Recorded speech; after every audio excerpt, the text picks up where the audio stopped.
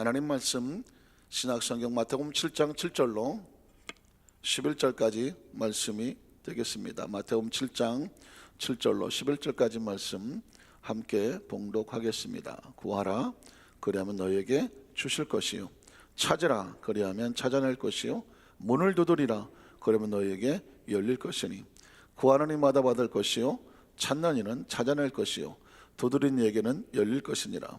너희 중에 누가 아들이 떡을 달라 하는데 돌을 주며 생선을 달라 하는데 뱀을 줄 사람이 있겠느냐. 너희가 악한 자라도 좋은 것으로 자식에게 줄 알거든 하늘에 계신 너희 아버지께서 구하는 자에게 좋은 것으로 주시지 않겠느냐. 아멘. 할렐루야. 오늘은 좋은 날입니다. 확실합니까?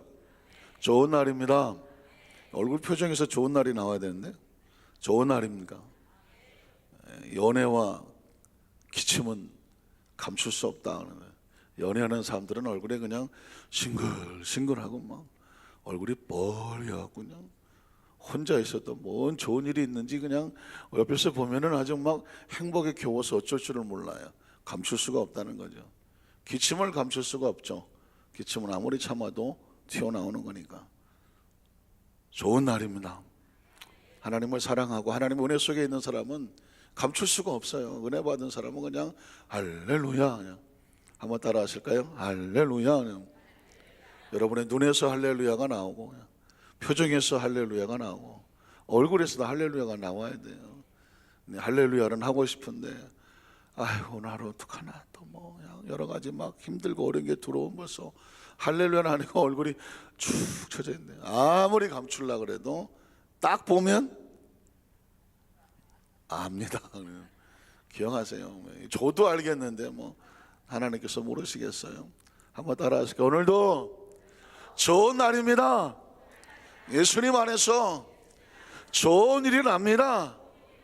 좋은 것은 좋아지고 여전히 힘든 것도 합력해서 선을 이루어 주실 줄을 믿습니다. 아무것도 염려하지 말라는데 그 전에 참 뭐 힘들고 어려운 문제가 있었을 때 그냥 그 말씀만 붙잡아서 아무것도 염려하지 말라. 오죽하면 아무것도 그냥 염려하지 말라. 오직 기도와 간구로 너희 구할 것을 감사함으로 하는 하나님 감사합니다. 오늘 하루 어떻게 시작할까요? 그런 걸 한번 묵상해 봤어요. 하루는 어떻게 시작하는 걸까? 아침에 해가 뜨면 새벽에 나오는 해도 안 뜨는데 우리 몸이 일어나면 하루가 시작되죠. 영의 사람들은요 성령님과 함께 한번 따라 하실까요? 성령님과 함께 성령님과 함께 오늘 하루도 또 출발하는 것입니다. 왜냐하면 그 성령께서 우리 영에게 힘을 주시고 지금도 우리와 함께 하셔서 성령이 아니고는 찬양이 안 됩니다. 성령이 아니고서는 기도가 안 됩니다.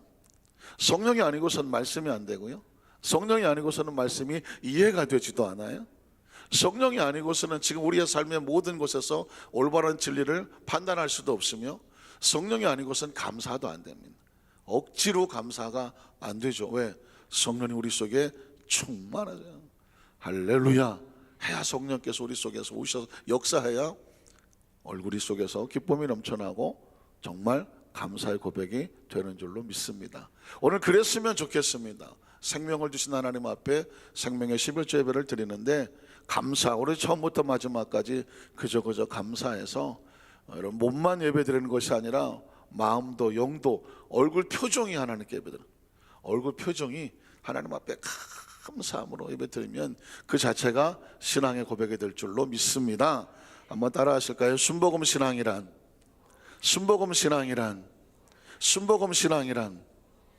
네 번째로 좋으신 하나님입니다. 한 번 더 따라 하실까요? 좋으신 하나님. 순복음의 뜻이 뭘까요? 다 아는 것 같아도 불구하고 갑자기 순복음의 뜻이 뭐냐고 물어보면 순복음, 순대볶음, 뭐 순수한 복음, 뭐 이게 직업은 못 속인다고 어떤 순대집에 갔더니 순대볶음이라고 써놨는데 저한테는 순복음으로 보이더라고요. 순복음. 어떤 사람들이 놀리기도 했죠. 아이 복음은 복음이지 순복음은 뭐냐. 여러분 순복음이라는 의미는 뭐냐면 순수한 복음, 또 오순절 할 때 순복음, 그리고 영어로 말하면 풀 가시피는 차고 넘치는 복음. 그러니까 철저하게 복음으로 무장됐다는 것을 강조할 때 순복음 합니다. 순복음이라는 단어를 쓸 때 의미가 정확해야 되죠. 그러면 순복음의 신앙 할 때 우리가 늘 들어보셨겠지만 한번 따라하실까요? 오중복음과 삼중축복 기억하셔야 돼요. 너무 오래전 이야기처럼 들리면 안 되고, 순복음의 신학은 오중복음과 삼박자의 축복을 기초로 두고 있습니다. 왜 삼박자, 삼중축복이라고 말할까? 아담과 하와의 타락으로부터 시작을 하죠. 아담과 하와가 하나님 앞에 범죄함으로 인하여 세 가지 저주가 다가옵니다. 세 가지 삼중 저주라고 말하는데, 그 저주는 뭐냐면 영혼이 죽습니다. 그렇죠? 범죄한 즉 죽으리라고 말했거든요. 영혼이 죽었습니다. 하나님과 단절된 것을 말하죠. 육체가 죽습니다. 너희 날이 120세밖에 되지 않을 것이다. 육체가 죽습니다. 영혼이 죽고 육체가 죽었습니다. 그리고 환경이 너로 인하여 저주를 받아라고 말했습니다. 아담과 하와가 죄로 인하여 자연도 저주를 받는, 환경도 저주를 받습니다. 그러니까 죄라고 하는 것은 우리 속에 오면 영혼을 하나님과 단절시키고 육체의 죽음을 가져오고 환경에 저주를 가져옵니다. 이게 세 가지 저주요, 형벌의 대가는. 그러면 메시아가 오면, 구세주가 오면, 그리스도가 오면 무엇을 회복시켜야 되냐면 이 세 가지를 회복을 시키는 것입니다. 그래서 예수를 믿는 자마다 영생을 얻게 하신다. 영혼이 살아나는 것입니다.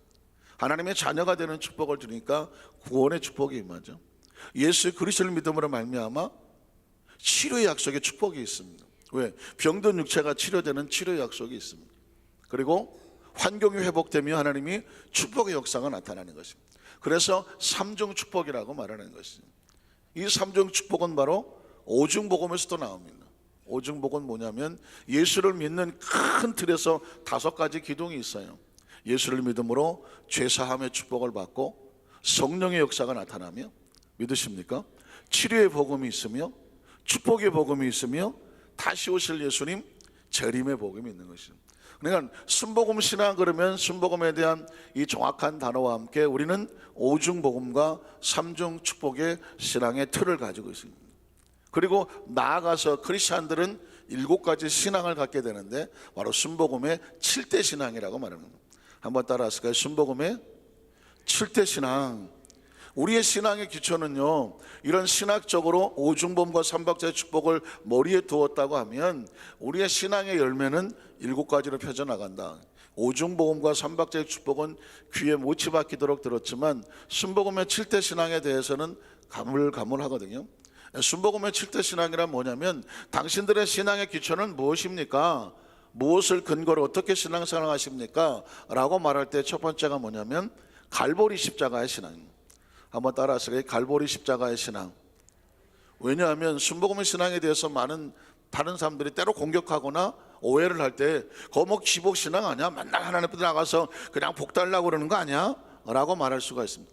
우리는 철저하게 갈보리 십자가의 신앙, 예수님께서 십자가에 몸짓고 피 흘려 죽으심으로 그분의 대속하심으로 인해서 우리에게 주시는 축복을 기대하는 것이지, 우리가 그냥 엉망진창으로 살아가면서 자판기에다가 돈 동전 집어넣고 달랑달랑 하는 그런 신앙이 아닙니다. 예수님께서 갈보리 십자가에서 대속과 구속의 은총을 주신 것을 우리는 믿습니다. 그리고 두 번째는 뭐예요? 오순절 마가다락방의 신앙입니다. 우린 철저하게 오순절 마가다락방에 성령의 세례, 성령의 강림, 성령의 충만한 복음으로 그런 신앙으로 무장하고 나는 것입니다. 그래서 여러분 처음에 제가 성령님 그랬던 이유는 뭐냐면 오순절 마가다락방이고 그 순자 오순절 순자에 순복음의 의미를 가지고 있는 것입니다. 그리고 우리는 신앙적인 모습 속에서 세 번째가 뭐예요? 땅끝까지 복음을 전합니다. 성령 받은 사람은 무엇 되라고 주신다? 증인 되라고 주시는 거예요. 증인. 그러니까 하나님이 주신 모든 축복은요 증인이 되라고 주는 거예요. 여러분에게 지혜를 주셨다? 증인 되라고 주는 거예요. 물질을 주셨다? 증인 되라고 주는 거죠. 건강을 주셨다? 증인 되라고 주는 거예요. 어떤 달란트를, 남이 알지 못하는 아주 좋은 달란트를 주셨다? 증인 되라고 하시는 것입니다. 우리의 자녀들에게 좋은 일이 일어난다? 그것도 역시 목적은 뭐냐면 증인이 돼야 돼요. 사업의 목적도 증인에 있습니다. 믿으십니까? 우리의 삶의 모든 목적은 심지어 하나님의 영을 주시는 목적도 뭐다? 증인되라고 하는. 예수님은 주신 목적도 딴 게 아닙니다. 너희는 가서 모든 족속으로 제자를 달며 온 천하 만민을 달며 복음을 전파해라, 증인되라는 것이에요. 우리가 장수를 한다? 목적이 뭘까요? 손자의 손자를 봐야지. 그게 목적이 아니다. 뭐 하라고? 증인의 삶을 살다가 증인이 하늘에서 만나는 것입니다. 믿으십니까? 그러니까 땅까지 복음을 전하는, 그래서 세 가지 신앙을 제가 지난달에 말씀을 드렸다면, 오늘은 네 번째로 순복음 신앙의 7대 신앙인데 네 번째 신앙은 뭐냐면 좋으신 하나님. 한번 따라 하실까요? 좋으신 하나님. 좋으신 하나님. 여러분, 순복음 신앙은 진짜 복받은 신앙입니다. 왜냐하면 저는 어렸을 때 장로교를 다녔고 고등학교 오면서 순복음에 왔는데 처음 들은 말이 뭐냐면 좋으신 하나님. 이때까지 한 번도, 그전에 순복음에 오기 전까지 저는 좋으신 하나님이 있는지도 몰랐어. 왜? 하나님은 늘 두려웠어. 주로 말씀의 메시지가 구약을 발판으로 해서 구약적인 설교를 하시는 그런 그 교회에 다녔던 기억이 있기 때문에 늘 하나님은 두려운 존재였어요. 심판하시는 하나님, 계명을 던져주시고 듣지 않으면 두드려 패시는 하나님. 그래서 교회에 들어올 때 항상 문 열고 들어오기가 두려웠어. 천장에서 뭐가 떨어질까 봐. 그래서 항상 이렇게 고개를 숙이고 들어왔어. 어린 나이에. 왜? 일주일 동안 지가 무슨 짓을 했는지를 너무나 잘 알기 때문에. 그 진짜 그랬어요. 하나님은 늘 두려웠어. 물론 우리 하나님은 두려운 하나님은 맞습니다. 불순종하는 자에게, 자기 멋대로 사는 자에게, 원망하며 불평하며 하나님의 은혜를 잃어버린 자에게 하나님의 심판은 아주 무섭습니다. 아주 무서워요. 여러분, 하나님의 심판의 내용을 성경을 읽다가 보면 온몸이 전율합니다. 왜냐하면 하나님께서 내가 너희를 싫어하면 어떻게 되는지를 보여주겠다라고 하는 그 내용을 읽다가 보면 큰일 나겠고, 하나님이 조금이라도 눈밖에 나면 큰일 나겠구나라고 하는 아주 무서운 두려움과 경외감을 갖게 됩니다. 당연하죠. 가져야 되는 겁니다. 그러나 근본 바탕은 뭐냐면 그게 목적이 아니라 하나님은 자기 백성을 사랑하시기 때문에 절대로 그렇게 하면 안 된다라고 하는 것을 강조하실 때 무섭고 두려운 하나님이지, 하나님의 원래 목적은 좋으신 하나님이라는 것입니다. 우리 성경 속에서 하나님께서 우리에게 그 자신의 좋으신 하나님이라는 것을 알려주시기 위해서 선포하는 메시지를 발견하게 됩니다. 우리 첫 번째로 우리를 건져내시고 구원하시는 좋으신 하나님. 한번 따라 하실까요? 우리를 건져내시고 구원하시는 좋으신 하나님.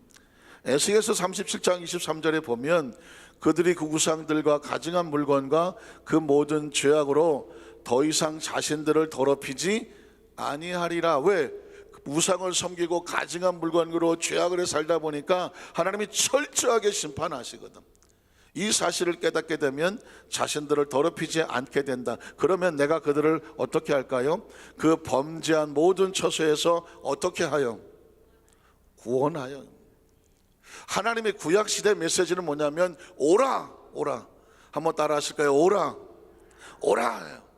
너희가 세상에서 멋대로 살고 맘대로 살던 곳에서 오라. 구약시대 메시지는 오라요. 내 백성이여 내게로 돌아오라요. 많아야나 지금이라도 우리의 생각과 마음과 삶의 모습이 하나님 밖에 나가서 있는데 아무도 모른다면 여전히 외칩니다. 돌아오라. 우리의 몸뿐만 아니죠. 우리의 생각과 사고가 그리스도의 복음의 사랑과 용서에 벗어나서 정죄하고 비판하고 자기가 주인이 돼서 판단하고 손가락질하고 다니면 여러분 그건 나가 있는 것과 같아요. 복음에서 나가 있으면 하나님과 상관이 없는 거예요. 신앙의 계명에서 나가 있으면 하나님과 상관이 없는 거예요. 누가 제일 잘할까요? 자기가 제일 잘 알겠죠. 성령은 말씀합니다. 돌아와. 아직 기회가 있을 때 돌아와. 그러면 어떻게 되는지 아십니까? 그 범죄한 모든 처소에서 구원하여. 여전히 구약시대 하나님도 구원하여요. 하나님의 의도는 뭐냐면 구원하고 정결하게 한즉 그들은 내 백성이 되고 나는 그들의 하나님이 되리라. 하나님께서 하시는 모든 것들이 때로는 두렵고 무섭고 상상할 수 없을 정도이지만 그럼에도 불구하고 하나님의 의도는 뭔지 아십니까? 돌아와라는 것입니다. 돌아와. 일본 홋카이도에 어제도 보니까 또 여진이 와서 계속 사상자가 난다고 하더라고요. 뭐 정말 드라마 같은 이야기지만 수요일날 오후에 비행기를 타고 들어왔는데 목요일날 새벽부터 계속 제가 있었던 그 홋카이도에 삿포로에 지진이 계속 치고 있는 거예요. 정말 눈 딱 감고 하루만 더 있었으면 큰일 날 뻔했거든요. 잠깐 태풍이 스쳐지고 나갔는데 호텔 주위에 나무가 다 나가 떨어졌어. 조그만 나무가 나가 떨어진 게 아니에요. 20-30m 나무가 그냥 속절없이 무너지고 고압선에 그대로 막 나무가 걸려 있어. 태풍이 거기를 친 것도 아니에요. 한 60-70km 저 외곽으로 치고 나가는데도 불구하고 그냥 막 쑥대밭, 공원 하나가 통째로 그냥 쑥대밭이 됐어요. 진짜 그 아침에 그곳을 지나가면서 밤새 이런 일이 있었구나. 하나님의 어떤 역사하시는 거대한 손길 속에서는요, 사실은 세상은 무기력하고 속절없는 거예요. 그런데 그 하나님이 두려우신 하나님인 것이 아니라 나는 내 백성을 어떻게 하고 구원하고, 믿으십니까? 예레미야 29장 11절로 14절에 보면 하나님이 이런 마음을 자꾸 우리에게 주시는구나. 야훼의 말씀이니라 너희를 향한 나의 생각을 내가 안다. 아십니까? 그 다음 절에 보면 평안이요 재앙이 아니라는 것입니다. 왜냐하면 이스라엘 백성들은 자꾸 하나님을 두려워해. 자기들이 잘못한 걸 생각하지 않고 잘못한 걸 하나님께서 그렇게 하면 안 된다고 이렇게 치시고 이렇게 치시면 앞으로 가면 되잖아요. 마치 목자가 막대기를 가지고 지팡이를 가지고 이렇게 가고 이렇게 가라고 인도해 주면 잘 되라고 가는 거지. 잘 되라고. 심심해서 이놈아 한 대 맞아라 저놈아 맞아라 그 하는 게 아니라니까요. 양떼를 인도하다 보니까 이렇게 가면 안 되고 이리 가고 이렇게 하고 가는 거예요. 그런데 생각하기를 아니 왜 날 때리지? 그건 잘못 가서 때리는 거지. 재앙이 아니라 평안이라니까요. 너희에게 미래와 무엇을 줍니까? 희망을 주는 것이는. 그 다음 절에 보면 너희가 내게 부르짖으며 내게 와서라고 말해요.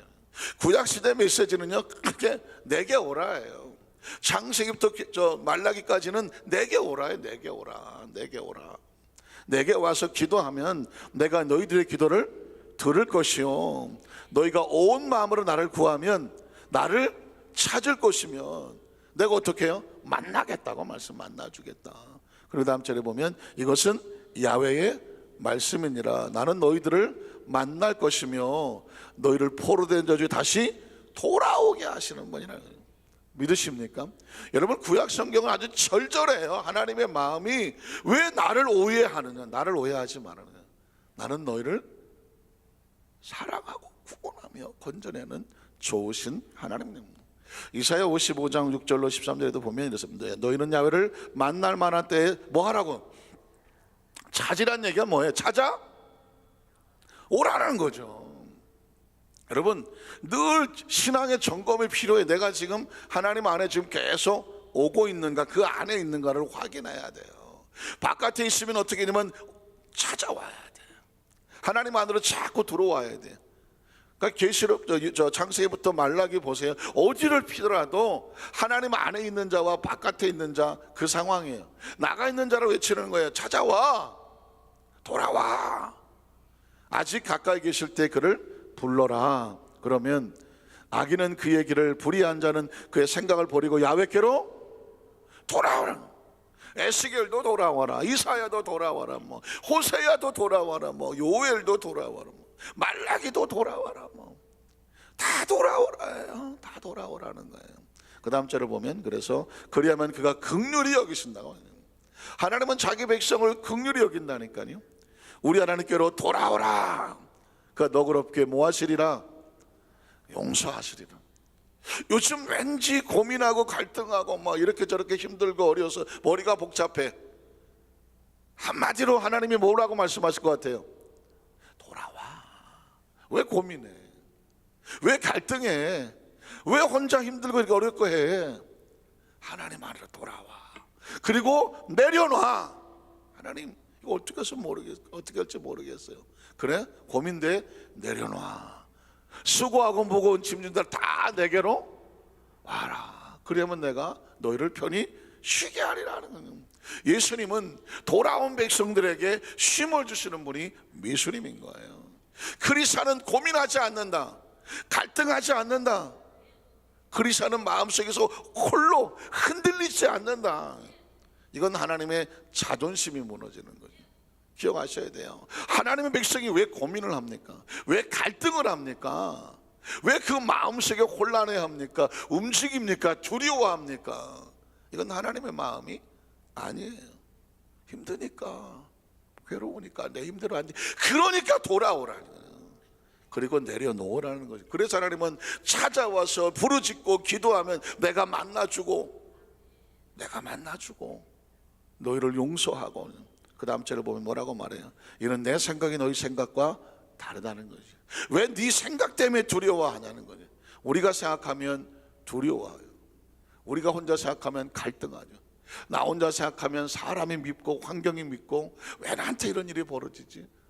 저 사람이 나한테 왜 저러지? 별의 생각이 다 들게 됩니다. 그때 기억하십시오. 한번 따라 하실까요? 이것이 무엇이냐? 뭐라고요? 하나님의 생각은 그 상황 속에서도 여전히 재앙이 아니야, 미움이 아니야, 원망이 아니야, 평안을 주시고 그 다음 단계로 나가려고 하시는 거예요. 믿으십니까? 그러니까 내 생각대로 하면 안 돼. 누구의 생각에 맡겨야 돼? 하나님의 생각에 따라. 왜? 하나님의 생각은 내 생각과 달라. 그래서 지금 나한테 벌어지는 모든 상황은 사람이 만드는 생각이 아니에요. 누구의 생각이에요? 하나님의 생각. 사람이 나한테 이렇게 생각한다고 하니까 그 사람이 미웠고, 내가 환경 때문에 이렇다고 말하니까 환경이 원망스럽고, 운명이 어쩌고 팔자가 어쩌고 하니까 내 팔자가 이 모양이냐 라고 하는 거죠. 하나님의 사람들은 사방을 보고 살지 아니하고 하늘을 보고 사는 사람이에요. 하늘을 보고 보는 사람은 원망하지 않아. 넌 그리스도는 하늘을 원망하지만 그리스도는 하나님은 원망하지 않아, 기대합니다. 왜냐하면 우리 하나님은 좋으신 하나님이야. 내 길은 너의 길과 달라. 난 좀 이렇게 편히 갔으면 좋겠어. 근데 하나님은 돌아가. 우리 그냥 배 타고 그냥 홍해 건너갔으면 좋겠어. 하나님은 가르고 가자. 방법이 달라요. 방법이 다르다고 절망하지 마세요. 왜냐하면 방법이 다르다고 해서 이게 왜 이런 일이 벌어나지? 제가 아까 말씀드렸지만 누구 때문에 하면 그거 죽이고 싶어서 못 살고, 환경 그러면 운명과 팔자가 걱정이고, 신앙 안에 들어오면 차원이 달라진다. 하나님의 차원으로 생각하는 것입니다. 자, 두 번째로 보면 우리를 치료하시고 회복하시는 좋으신 하나님입니다. 자, 이사야 53장 4절 6절을 보면 그는 실로 우리의 질고를 지고 우리의 슬픔을 당한다. 왜 그렇게 하셔요? 그가 우리를 사랑하고 위하고 건져내기 원하시기 때문에 구원하시려고 그렇게 하는 거예요. 그가 대신이죠. 그 다음 절을 보면 우리는 생각하기를 그는 징벌을 받아서 하나님께 맞으며 권을, 아니 지가 잘못해서 그런 일을 당하겠지 라고 생각합니다. 그러나 그 다음 절을 보면 그가 찔림은 너 때문이야. 너 때문, 우리 때문이라는 거죠. 우린 여기서 무엇을 발견하게 되면 그가 왜 나 때문에 우리의 허물을 대신 지느냐, 왜 그가 우리의 죄악 때문에 상하느냐는 것입니다. 그것은 뭘까요? 그가 우리를 사랑하시기 때문이죠. 그가 우리를 위하시기 때문이에요. 그분은 그래서 우리에게 좋으신 하나님이십니다. 믿으십니까? 자, 출애굽기 15장 25절 26절에 보면 모세가 야훼께 물었더니 야훼께서 그에게 한 나무를 가리키시니 그가 물에 던지니 물이 달게 되었더라. 거기서 야훼께서 그들을 위하여 법도와 윤리를 정하시고 그들을 시험하실세 이렇게 말합니다. 이르시되 너희 하나님 나 여호와의 말을 들어 순종하고 내가 보기에 의를 행하며 내 계명에 귀를 기울이며 내 모든 귀를 지키면, 하나님의 의도예요. 내가 애굽 사람에게 내린 모든 질병 중 하나도 너희에게 내리지 않아. 이게 하나님 마음이에요. 이게 하나님. 나는 너에게 애굽에 내렸던 모든 질병이 하나도 너에게 내리기를 원하지 않아. 오히려 나는 너희를 뭐 하고 싶어요? 치료하는 하나님. 우리는 성경 속에서 문장도 중요하지만 스토리 전체 의도 파악도 중요하지만 그 배우의 말씀하신 하나님의 마음을 읽어내는 게 중요해요. 하나님은 난 너에게 질병을 내리기를 원하지 않는다. 오히려 나는 뭐하기 원한다? 치료하기를 원해. 믿으십니까? 그러니까 이 우리 하나님은 좋으신 하나님이죠. 마지막 세 번째로 우리를 축복하신 하나님. 축복하시는 좋으신 하나님. 요한복음 10장 7절로 10절에 보면도 우리 이렇게 보십시오.